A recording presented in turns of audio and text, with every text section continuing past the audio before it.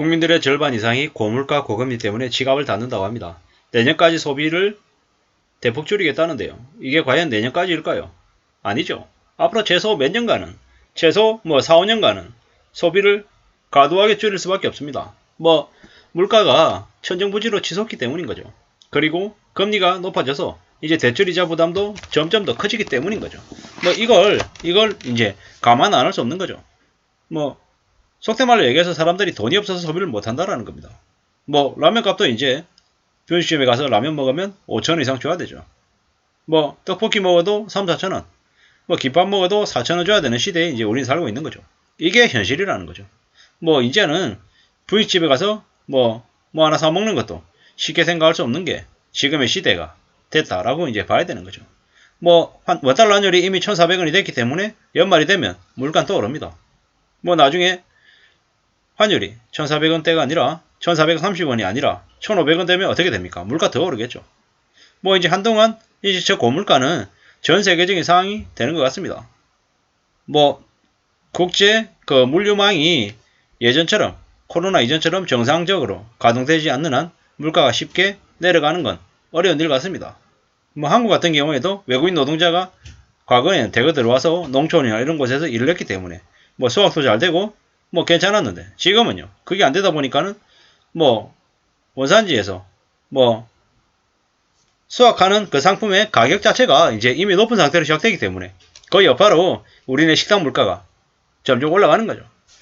정부에서 대기업 가공식품 업체들에게 물가 인상을 가파르게 하지 말라고 경고하고 나서고 있는데 이게 어떤 결과를 내보일지는 조금 두고 봐야 될 것 같습니다. 이래저래 물가를 막기 위한 정부의 궁여 정책으로 보이기도 하는데요. 참 그게 그런 식으로 얘기해서 통제가 잘 될지 어떨지는 조금 봐야 될 것 같습니다. 금리도 추경호 경제부총리가 한국은행 총재에게 0.5% 올리는 건 좀 부적절하다라는 식으로 좀 자제해 줄 것을 얘기했는데 제가 볼 때는 좀 정신 나간 소리 같은 거죠. 그게 말이 되냐라는 거죠.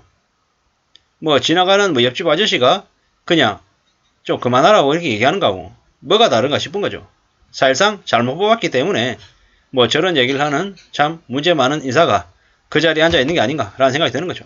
그냥 그걸로 그냥 끝나는 게 아니라 우리의 경제가 더 암울해지는 그런 주역이 되고 있다, 주범이 되고 있다라는 얘기를 좀 드리고 싶을 정도로 지금 현재 상황이 많이 안 좋죠. 이 많이 안 좋은 건 대외적인 상황이라서 어쩔 수 없다라고도 얘기할 수 있겠지만 이를 대처하는 고위직 관료들의 모습에도 좀 많은 문제가 있는 것 같아 보여서 말씀을 드렸습니다. 이래저래 우리는 이제 함부로 소비하기가 어려운 거죠.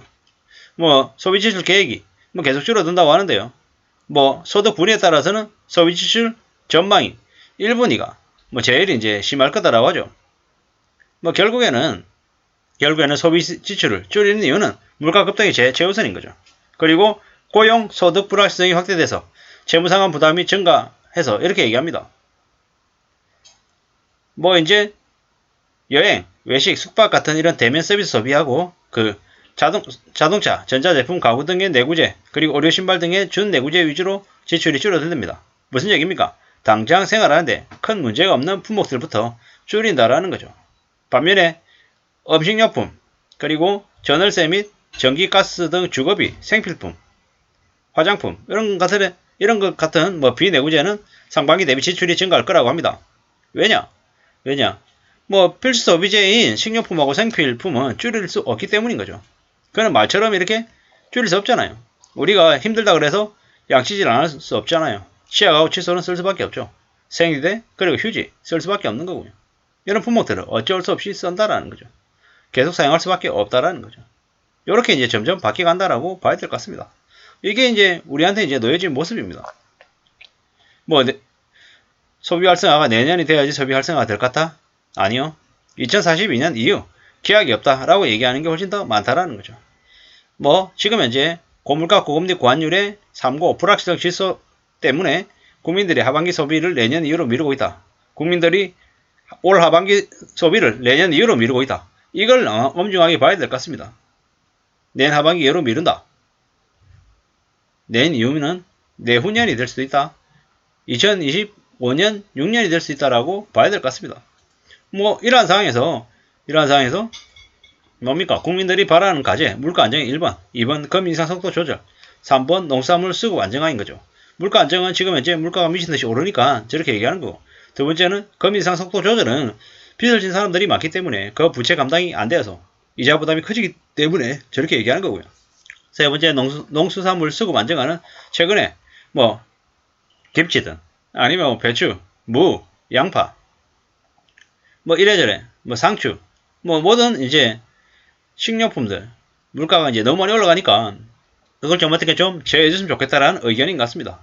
아무쪼록 이 힘들고 어려운 현실을 우리는 잘 견뎌야 되겠습니다. 뭐 내년까지 불황이면은 조금만 참으면 되는데 내년까지 불황이 아닐 거라는 거죠. 내년까지 불황이 아닐 거라는 거죠.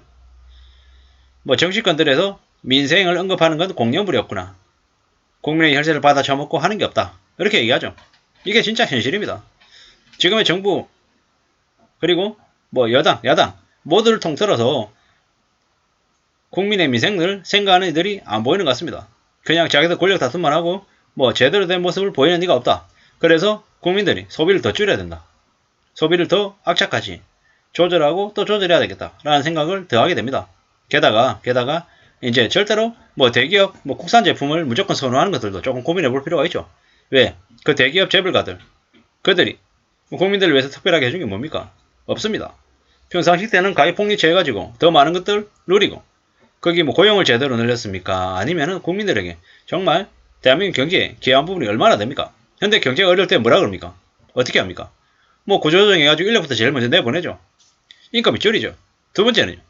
애국 마케팅 해가지고 사람들 앞에 나서서 국산품이 영향이 된다고 엄청 떠들어대면서 국민들에게 외국산 제품을 사면 뭐 죄책감을 불러일으키게 만들려고 하죠.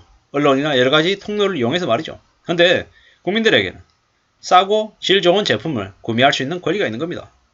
대기업 재벌 상품들을 무작정 소비해줘야 되는 게 아니라는 거죠.